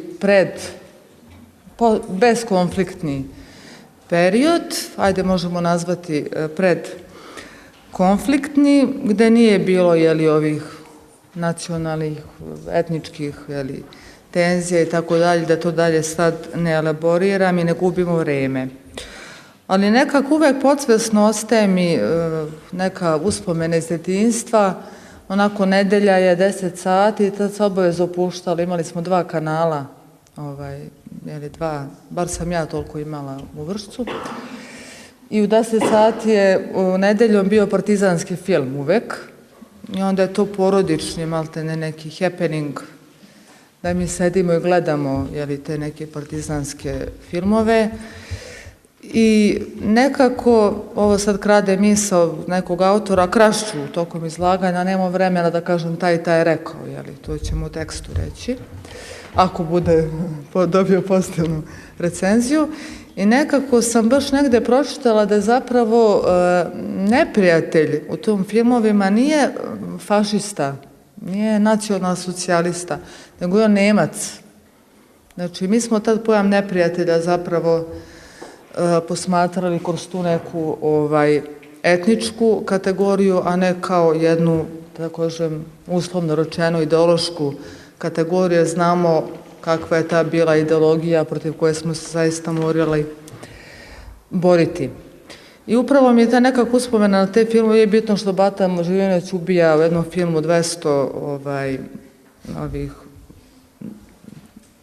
pripadnika Wehrmachta, mada po istorijskom podacima je poginulo 4000 u čitavoj Jugoslaviji vojnika Wehrmachta, znamo kako je to bila profesionalna vojska, nego mi je to bio čisto neki šlagvor, da kažem da smo i onda uvek imali taj neki usađeni pokušaj da nam se usadi taj da smo stalno ugroženi, da stalno moramo boriti protiv nekoga, da nam stalno preti opasnost. Kod moje bake na zidu visi tuđe, Titovo, svoje ne damo, tuđe nećemo, nekako stalno smo imali osjećaj da smo pod nekom ratnom opsadom. Iz tih razloga ne želim taj period nazvati ni predkonfliktnim, ni bezkonfliktnim, pogotovo ako uzmemo jednu tipologiju Linca i Stepana, razliku između totalitarizma, zamrznutog posttotalitarizma, ranog totalitarizma, autoritarizma. Jugoslavija je nekako preživala sve te periode. A što se tiče tih rodnih odnosa, jeste ravnopravnost polova bila visoko na agendi Socijalističke Federativne Republike Jugoslavije, ali je vladalo ono slepilo za rod, karakteristično za sve socijalističke zemlje, kao rod je bio tu, ali i nije bio tu, nekako su se muškarci i žene posmatraju isključivo sa tih bioloških karakteristika, malta nego ono ko u Platonovoj državi na jednom mestu, ono u principu muškarci i žene nisu jednaki, ali skoro da su pa jednaki, muškarci su ipak malo jači od žena. I slično je bilo i u socijalizmu. Mada naravno značajan događaj jeste ona konferencija Drugca žena koja je zaista aktivirala pojam roda i na ovim prostorima. Ono što je jako bitno jeste što se problematizovao i problem nasilja u porodici, kod nas je on smatran privatnom maltene stvariju, a kako su počele na etničke tenzije, na toj osnovi, onda su feministkinje i to nasilje, jer je pokušalo da povežu sa nasiljem muškaraca nad ženama i u privatnoj sferi. I baš mi je interesantno na jednom mestu kod Žarane Papić, što sam pročitala, na primjer, pre izbijanja rata u Srbiji, nakon drugog dnevnika bilo je više slučajeva nasilja u porodici. Znači, koliko se taj etnički konflikt koji je počeo da se javlja, prelivao s ulice u kuću i obratno i koliko su žene zapravo bile žrtve. Onda su i kategorisane na osnovu toga da li su iz koje etničke grupe, pa na jednom mestu Žarana Papić kaže, ako policiju zove neko ko se ovako preziva i žive u Srbiji, recimo policija ne dođe ako je slučaj nasilja, vidi po imenu, nisu Srbiji, pa neće da izađe na uviđaj. Tako da vidimo nekako tu složenu isprepletenost. Druga jedna teza jeste da procesi pomirenja, oni počinju znači pre izbijanja konflikta i sa izbijanjem konflikta. Mi često polazimo od toga da ti procesi počinju, na primjer, nakon izbijanja konflikta. Znamo mnogi aktivistkinje koje su, eto neke su i ovdje tu prisutne, koje su tokom rata, znači, organizovale neke susrete sa ženama iz druge etničke grupe da bi se održala ta neka povezanost, ta neka zajednička matrica koja je onda nasilno bila, to je pokušana bila da se prekine. Znamo za, ne moram sad nabrajati, ali mnogi aktivistkinje koji su rizikovale svoje živote, na primjer iz Istočne Bosne, da spasu svoje komšije. Znamo za primjer mnogih istaknutih aktivistkinja, feministkinja iz prostora regije i koji su zaista manifestovali jednu sjajnu građansku hrabrost. Nažalost, što je koleginica Mila pomenula, jako je bitno da ne upadnemo u taj neki esencijalizam. Imamo slučaj nekih feministkinja koje su, nažalost, upale u neki oblik kohabitacije sa režimima iz ovih ili onih razloga. Mislim da je bilo nekih sjajnih studija od Dubravke Žarkov, od Alice Helms također, gde se ukazuje na tu neku, nažalost, neku kooptaciju kooptaciju ženskog mirovnog aktivizma od strane ovih nacionalističkih elita. Tako da upravo mislim jako bitno da se ne upadne u tu neku dihotomiju, da se ne upadne u taj esencijalizam, već da se upravo i taj, što je Mila rekla, i taj ženski aktivizam posmatra kao politički izbor, jer znamo da su i pokreti majki bili kooptirani od strane režima Imali smo slučajeva da su žene bile manipulisane da sprečavaju dostavu humanitarne pomoći drugim stranama, a opet imamo slučaj gde su žene, ne znam, tipa Lepa Mlađenović, jednostavno htjele da izbegnu te zamke humanitarnog rada koji se nekad vezuju za ženski mirovni aktivizam, pa su, na primjer, pomoć koju su slale, ne znam, u Sarajevo, ne znam gde, nazvale poklonima. Nisu htjeli da kažu da je to pomoć, jer odmah se stvori ta neka hijerarhija, neka, da tako kažem, neki oblik degradacije. Ono što sam ja još htjela, i ne bi sad zaista dalje dužila, jer sad kad je panel pri kraju, možda bi se referirala tu na neka istraživanja koja opet pokazuju, kada je reč o stavovima žena, da one u principu u različitim kulturološkim okvirima, političkim uređenjima pokazuju afirmativnije stavove prema procesima pomirenja, izgradnje poverenja. Puno je bilo tih longitudinalnih studija koje su pre svega također pokazale da su žene bile privržene ideji pozitivnog mira, jer ako se držimo one čuvene Galtugove podele na negativni mir kao puko odsustvo konflikta i pozitivni mir koji traži i poštovanje ljudskih prava i razvoj demokratije, ne znam, ekološke svesti, pravednosti, ne znam, ima tu dosta dimenzija. Vidimo da žene su pokazivali ipak tu sklonost da dublje reflektuju ove procese pomirenja koje se kod nas često i dalje svode samo na to puko, samo da se ne puca, čuvana predstava Dine Mustafića koji je napravio možda tu baš jednu finu paradigmu naših svakodnevnih predstava, samo neki, ona prva, ona bazična potreba za sigurnošću, nemamo potreba višeg reda koliko nas je ove vlasti urnisali i sveli nas na puku biopolitičku kategoriju.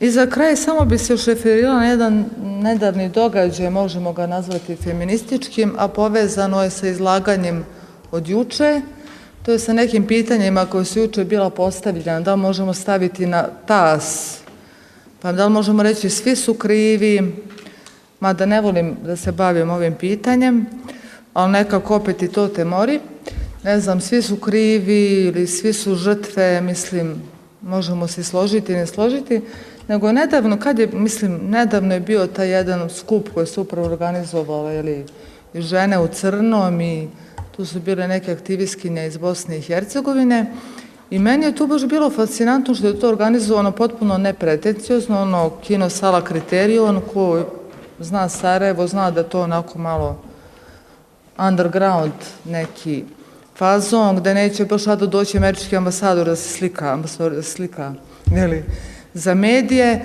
Ne samo to, nego nismo bili pozvani iz međunarodne zajednice da ne bi oni kooptirali tu žensku priču, ali to su zapravo bile pozvane bukvalno žene iz svake grupe koje su zaista pretrpele nešto strašno. Znači, žena Srpkinje iz Zagreba, koja je bila deložirana iz stana i koja je preko ženskih organizacija i tih mreža, znači, nakon 10 godina uspjela da povrati stan. Ne znam, neka silovana žena Bošnjakinja iz istočne Bosne. Žena iz Crne Gore koja je bila pod brutalnim pritiskom režima Mila Đukanovića, koji vlada 20 nešto godina, a slavi ga međunarodna zajednica kao demokratu, mislim što su neki totalni nonsensi. Tako da zaista je bilo tu dosta tih nekih priča i ličnih priča. Tako da nekako sad završavam, mogu reći, nemušto s tim, jer meni ipak taj događaj nije predstavio sad neko izjednačavanje, što se neka često potura na, ne znam, različitim javnim okupljenjima, nego zaista pokušaj da svačija priča na svačija refleksija dobije svoje mjesto u javnom prostoru, da dođe do srca onih koji ne žele da čuju, a treba da čuju. Dobro, s nadom da nisam bila previše konfuzna, ja bih završila s ovim i sada otvaramo diskusiju. Niste trebali. Dobar dan, Amina Berša, Fakultet političkih nauka, studentica. Žao mi je što nema profesorice Čehajić-Klansi, ali mislim da bi i vas mogla zanimati ova tema. Zašto trenutno na panelima nije konsidirana transgeneracijska trauma kao izvor? Sami korijen problema pomirenja i povjerenja i mira u Bosni i Hercegovini, ali i u regionu. Jer generacije koje se danas većinski nalaze u ovoj sali nisu ratovali. Oni su jednostavno naslijedili tu traumu putem verbalnog ili pisanog i drugih, naravno, oblika prenošenja znanja. Međutim, to nije sad prenošenje znanja, to je prenošenje traume. Tako da u samoj transgeneracijskoj traumi možemo pronaći izvore zašto još uvijek nismo na pravom putu pozitivnog mira, već se još uvijek vrtimo u krug konstantno u normativu rata, konflikta i ostalog. Tako da nadam se da će u budućnosti i svi mi ovdje moći čuti nešto o transgeneracijskim traumama. Hvala. Neću se doticati drugih panelista, samo želim da se zahvalim Amili zato što je otvorila ključno pitanje. Ja mislim da mi nemamo niti ženski pokret, niti žensku mirovnu politiku, a niti feminističku politiku, govorim sad o nama u Bosni i Hercegovini. Mi imamo sakupljena na brzinu znanja, iskustva koja pokušavamo da plasiramo ovdje. I svako sebi daje za pravo da kroz kratke kurseve postane ekspert ili ekspertica. I to nas je koštalo. Da smo izgubili, znači, ono što smo imali, jer se nismo naslonili na vlastita iskustva. Ovo područje Sarajeva ima Anu Njego, koja je 917. se pobunila i sakupila 3000 žena. Imamo, znači, antifašistički pokret žena, šta god da mi o tome mislili, ali imamo tradiciju, kulturu, imali smo nešto od čega smo krenuli. Od 90. godina svaka od nas stvara svoj doprinos i znači nikako da ga pokupimo u jedan jedinstveni prostor i da kažemo da, to smo mi. Zašto mi nismo Staša Zajević? Zato što ne radimo u kontinuitetu. Ona živi 24 sata svoju feminističko mirovnu politiku. Mi takve nemamo. Niti to gradimo. Možda ne znam, eto ja mislim da znam šta se ovdje događa. Koji god problem se dogodio ovdje, ni jedna feministkinja, niti akademičarka, niti aktivistkinja nije izašla sa bilo kojom rečenicom. Nismo se čak ni pobunile protiv takvog našeg, kako ste vi nazvali, udobne pozicije neutralnosti i nemiješanja. Mi nismo uzeli rizik govora, nego smo u grijehu šutnje. A Mila, ako poslije ove konferencije mi napravimo iskorak za ove mlade žene i muškarce, onda im to možemo ponuditi. Inače ćemo sve ostati u moralnoj nekompetentnosti. Hvala puno. Ali ja bih samo na ovo o čemu ste vi govorili, apsolutno se slažem. Jedino što ne mogu biti baš toliko stroga i reći da nema apsolutno ništa. Ali nema dovoljno. Dakle, i imamo, uključujući vas, imamo vas, što je zaista sjajna stvar. Ja sam kao studentica imala priliku vas upoznati i meni je to bilo izuzetno važno, kako vi, tako vaše udruženje i tako dalje. I iz tog razloga ne mogu biti toliko stroga i reći nemamo ništa i ništa nije urađeno. Imamo sjajnih stvari, imamo sjajnih aktivistkinja i tako dalje, ali jednostavno je nedovoljno urađeno i jednostavno nikad nije napravljen taj jedan korak više.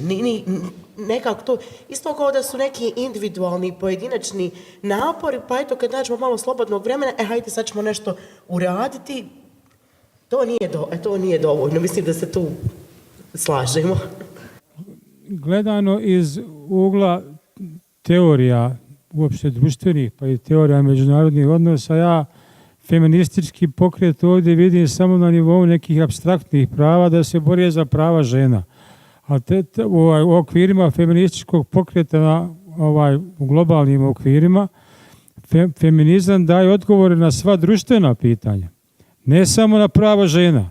To ispada samo borba, znači, rekla je ona borba za mir, jedan od pogleda, ali isto tako borba za razvoj, borba za izgradnju društvenih odnosa. Sve, oni imaju pogled, to je feminizam. A nije feminizam samo to, mi žene smo, nismo ugroženi, smo pa želimo prava.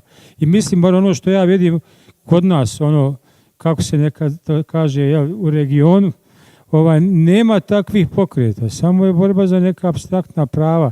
I čak me sad malo i iznenađuje da se uopšte koristi riječ feminizam, jer je u posljednje vrijeme dosta kao zamjenica za feminizam koristi se gender, iako on u osnovi nije to. Iako u osnovi nije to, ali eto kažem da smo se vratili feminizmu. Da. Pa to je, kako bih ti rekla, zamka u koju svi upadamo.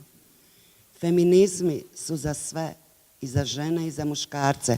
Ali kako mi sve pojednostavimo, i tako se i gender pojednostavio. Ravnopravnost jeste da žena i muškarac odgajaju i djecu, ali Boga mi i da vode državu. Znači sve je kod nas deklarativno. Mi nikako to deklarativno da prenesemo u stvarnost. Evo, tu smo se zapetljali.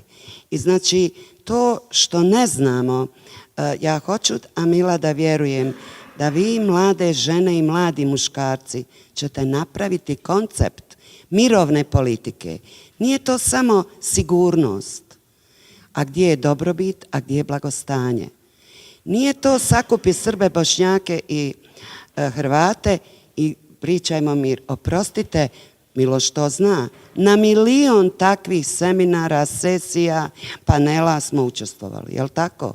U ovih 25 godina. Molim vas, zašto je danas gore živjeti nego 90-ih? Zašto? Ja sam čitav rat i porat provela ovdje i neću nigdje drugo, jer neću da mi niko prepriča. U Foču kad dođe, kad smo dolazili, 95. ljudi vas dočekaju ko svoju i pitaju kako si. Danas možete hodati koliko god hoćete, bilo kojim gradom, selom u BiH, niko vas neće pitati kako ste. Ljudi se ne pitaju kako ste, nego sad smo podijeljeni, a to smo ostavili djeci. Ja sa 63 godine pamtim, preispitujem sad kritički i to, i svoje djetinjstvo, i djevojaštvo, i odrastanje, i zrelost, i sve. Ali šta ostavljamo ovoj djeci koja šta imaju? Znači, propisano, vi ste različiti i vi ne možete živjeti jedni s drugima. Drugo, Zlatiborka to zna i svi mi, niko neće nikog da sluša. Na prvom razgovoru, vi ste nas, mi smo vas. Znači, niko nema strpljenja da čuje onog drugog. Niko. To nismo ugradili u kulturu. Ako djeca od 3 godine mogu izujedat bebu od godinu, ako 3 15-godišnje djevojčice mogu se tući, znači na ulici svoju drugaricu, o čemu mi pričamo? Sve je to, trebala bi da bude etika, brige i odgovornosti. Ni za što nismo odgovorni, makar ne pokazujemo. So I'm going to change the topic a little bit. I'm Rodoljub Jovanović from University Deusto, Bilbao, Spain, and I have a question for Jelena. Thank you so much for your contribution. I think it's a very intriguing topic, and it's not often that we hear about this kind of topics. I would just ask because, especially in your methodology and in anthropology, it's often a very important topic of the researcher's identity and how do your participants relate to that and how do they reflect to that? Do you feel that they would react differently if your identity would be different? And I think this is a very important to mention in this kind of research and approach. Thank you. Ja imam pitanje za Nebojšu i možda jedan komentar baš za Jelenu također. Dobro. Pa, ova priča o demokratiji i demokratskim principima u slučaju Balkana i ovoga što si spomenuo, u slučaju postkonfliktnog Balkana, mogu da se složim najvećim delom. Pogotovo mislim da je važno ovo što si napomenuo da je postojala tradicija konsocijativna. Ali moje pitanje bi išlo više na globalnom planu. Koliko je u stvari važna ili doprinosi demokratski principi na globalnom nivou u postkonfliktnim društvima sprovođenje takvih principa? Jer mislim da nije isto koliko je važan kontekst sam pre uvođenja, pre same demokratizacije. Vidimo, na primjer, u slučaju Afganistana da takvi pokušaji nisu uspeli. U smislu, da li je demokratizacija, kada govorimo o postkonfliktnom kontekstu, nužna i moguća u svakom regionu? A za, maybe I should also switch to English for Jelena. I just wanted to give a comment, or actually more a compliment, I think, because I think in peace studies generally in the last decade or so, there has been strong kind of anthropological ethnographic turn. And I think your and similar research are actually very important because unlike our theoretical constructs that are usually good, bad, like working, not working, this was something for us important, which actually show us what McGinty call everyday peace. So it's about cooptation, but also confrontation, blame differing.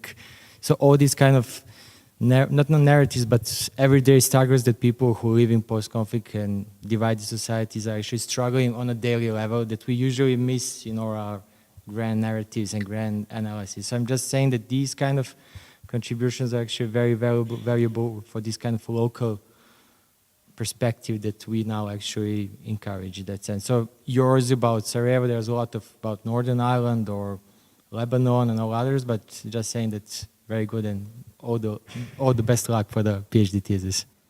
Za Nebojšu pitanje. Dakle, generalno mi se možemo složiti da je prethodna Jugoslavija bila neki konsocijacijski aranžman. Imali smo sadržaj pojma, ali nismo imali pojam. Mogli bi tako kazati. A danas imamo pojam, ali bojim se da više nemamo sadržaj za konsocijaciju. Dakle, jer je to, kako bih rekao, zar je moguće da karteli elita koji su nastali na takvom etnonacionalizmu, na šovinizmu i dalje generiraju svoju vlast? Zar mi zaista smo osuđeni na to da mislimo da te skupine ljudi trebaju da naprave nove konsocijacijske aranžmane i da će u tome uspjeti? Znači, ja postavljam te pitanje zato i što ja imam tu dilemu. Dakle, da li je uopće konsocijacija moguća u društvu gdje su elite proizvele duboko nepovjerenje zato što je to način reprodukcije njihove vlasti. Dakle, duboko nepovjerenje u društvu, ne između sebe, nego u društvu, a između sebe ne kada je u pitanju neki njihov novi, kako je to kolega Mujkić rekao, neki njihov novi klasni status. Gdje oni jesu neka horizontalna klasa, bez obzira na prijepore. I drugo mi je bilo vrlo zanimljivo ovo oko da je Dayton na neki način neka vrsta nastavka ustavnih reformi 74. Volio bih da to malo da mi objasniš. Nemam pitanja za druge koji sam slušao, samo želim da pohvalim briljantna predavanja i kolekcije Jelene i Amile. Thank you for the feedback. For the comments about the ethnographic fieldwork and the sort of everyday piece, I think that's the way you termed it. It's interesting because I am dealing with interviews, so therefore narrative, and a bit of participant observation, like in actual people's everyday lives, but mostly through their stories. And I think that what's interesting about this sort of everyday element of it is that it's hard to know if certain occurrences happen all the time, or if there's kind of this element of, I think the term is confirmation bias, but I wish our psychologist was here to correct me. But if something bad happens once, I'm more likely to remember that. And if it happens, something like that again, I'm more likely to see that as a confirmation of what I think I already know. So if I have 100 fine encounters where, I'm saying I, but the participant, if a woman has 100 really normal encounters where their ethnic identity isn't an issue, and then they have one encounter where maybe somebody says something to them that is offensive or demeaning or whatever, then they can have 100 other good encounters but still think that that is what people think about them, and then it happens again and it confirms the fact for them. So there is still this element that I'm trying to tease apart, is how much of this is in the everyday experience and is intentional, and how much of it is sort of because from it happening a few times, there develops this idea of what it is to move through society with that type of identity. So trying to pull that apart still. And for the comment on positionality, which isn't a term you use, but a term I just used,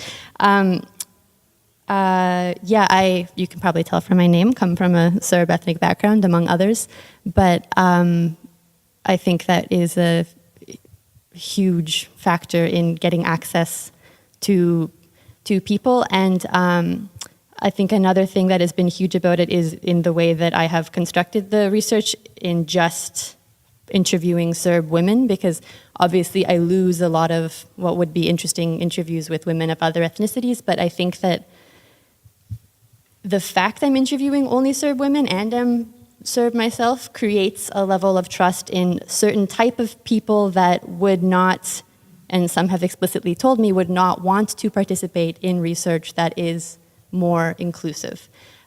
So it is an important way to get at these types of stories and experiences that would not be available otherwise. But sometimes it gets a bit messy because there's an assumption about what my politics must be, which is, I have to, tell people I'm not writing I have to confirm for them what my project actually is about, and that their narratives will be in it, but it's not like a defense of the Serb position or trying to elevate this status of also being a victim. So yeah, that creates some complications, but mostly it's been fine. Kada je reč o konsocijaciji i ovim novim konfliktima, da li konsocijacija može da bude rešenje posle sukoba? Ti si naveo primer Afganistana, ali tako, možemo da navedemo primer Iraka kao takođe problematičan. Ako pogledamo pokušaj izgradnje mira posle oružanog sukoba na globalnom nivou od tamo negde sredine 90. godina, vidimo da je konsocijacija uvek deo rešenja. To je Dejtonski sporazum, to je mirovni proces u Severnoj Irskoj, to je pitanje Ohridskog sporazuma, zatim imamo predlog za Kipar, Kofi Anana, koji nije uspeo, ali će verovatno predstavljati osnovu za svako buduće rešenje. Imamo pitanje Afganistana, Iraka i slično. Svuda se koristi taj element konsocijacije, znači zajedničko vršenje vlasti predstavnika ključnih grupa u širokim koalicionim vladama, autonomija koja može biti kulturna ili teritorijalna u zavisnosti od teritorijalne koncentracije grupa, proporcionalnost i manjinski veto.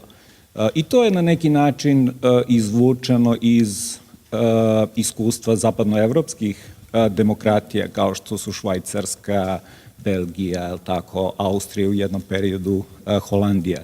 Međutim, postoji razumevanje problema da u jednom posleratnom kontekstu, naravno, problemi su bitno komplikovaniji, pa se onda kao dodatni element na tu internu konsocijaciju koja se konstitucionalizuje, ali tako, ustavima, dodaje ta uloga regionalnih i međunarodnih činilaca. Pa onda Dejtonski sporazum nije samo interna konsocijacija ili mirovni sporazum u Severnoj Irskoj, već institucionalizuje ulogu regionalnih i međunarodnih učesnika, Srbije i Hrvatske u slučaju Bosne i Republike Irske, Velike Britanije i Evropske unije u slučaju Severne Irske. Jer se smatra da je uloga međunarodnih činilaca neophodna kako bi podstekla saradnju elita koja može i izostati. Sada je pitanje u kojoj situaciji te vrste novih aranžmana, znači interna konsocijacija i regionalni institucionalizovani uticaj, uspevaju, a kojima ne. Očigledno je da oni nisu bili veoma uspešni, jel tako, u Iraku, Afganistanu, zato što je kontekst bitno komplikovaniji, jel tako, a imali su određenog uspeha kada je reč o Severnoj Irskoj, mada tu ima mnogo problema i dan danas i postavlja se pitanje šta će se desiti kada se odvoji Velika Britanija od Evropske unije, jer se onda razara taj transnacionalni kišobran koji je posticao mir u regionu i imamo naravno naš region. Međutim, kad se govori o konsocijaciji, nije samo pitanje da li je to najbolje rešenje. To je pitanje šta je alternativa. Ako ne konsocijacija, šta onda? Naravno, zašto bi demokratija morala da bude rešenje?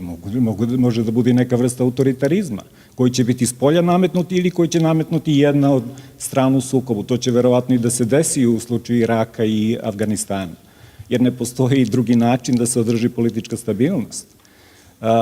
Međutim, to opet stvara nove probleme, jer dugoročno ta vrsta autoritarizma, čak i ako uspe da pacifikuje te strane u sukobu, dugoročno će verovatno izazvati nove probleme i voditi nekom budućem sukobu. Na kraju krajeva, pa mi imamo iskustva sa time, gde je jedan pokret koji je zaista pokušao da i zatvorio, je tako, praktično bratoubilački rat u Drugom svetskom ratu, nametanjem samo jedne zvanične verzije prošlosti, na neki način dao kredibilitet nekim drugim u tom trenutku potesnutim interpretacijama u trenutku kada su se promenile međunarodne okolnosti, pa su onda dobile veći publicitet nego što zaista zaslužuju. Tako da veliko je pitanje da dugoročno da li autoritarizam može da donese rešenje. Da li to može demokratija? I to je otvoreno pitanje. Nema idealnih rešenja, ali čini mi se da ovde treba imati u vidu ulogu međunarodnog činioca. Meni se čini da demokratija, bez obzira na sve prednosti o kojima sam malo pregovorio, bez pozitivne i podsticajne uloge međunarodnih činilaca neće moći da pacifikuje sukobe. Nažalost, u ovom trenutku mi vidimo da ta međunarodna intervencija izostaje. Čak možemo da kažemo da ne samo da su bitni međunarodni činioci, mislim pre svega na Evropsku uniju, neutralni u odnosu na domaće igrače, već često indirektno i podržavaju neke za koje misle da mogu da donesu bar kratkoročno stabilnost regiona. U suštini se na taj način stvaraju novi problemi koji će dugoročno više podsticati sukobe nego ih rešavati. Tako da mi se čini, iako demokratija ima mnogo problema, tako, i teško je na ovaj način ublažiti sukobe, čini mi se da su alternative gore. Tako da bi to bila neka vrsta minimalističke odbrane, konsocijacije sa razumevanjem, naravno da ona ne može sve rešiti. Kada je pitanje kada je reč o starim elitama, pa meni se čini da smo već uspeli da zamenimo one stare elite koje su vodile rat. Naravno uz pomoć međunarodne zajednice, tako da je došlo do već jednog kruga smene elite i to ne samo na ovom državnom nivou, odnosno državnim nivoima u različitim državama regiona, već i na regionalnim i na lokalnim nivoima. Naravno, danas imamo novu generaciju, je tako, tih, naravno, nove stare elite, to je druga generacija starih elita, je tako, koje, iako nemaju, mnogi od njih nemaju taj ratni background, oni imaju taj klijentelistički background koji ih sprečava praktično da podstiču saradnju, jer im nije jednostavno u interesu. Pa čak i ako nisu direktno protiv toga, nemaju interesa u podsticanju saradnje kad im je zgodnije, tako, da ispod stola završavaju svoje poslove.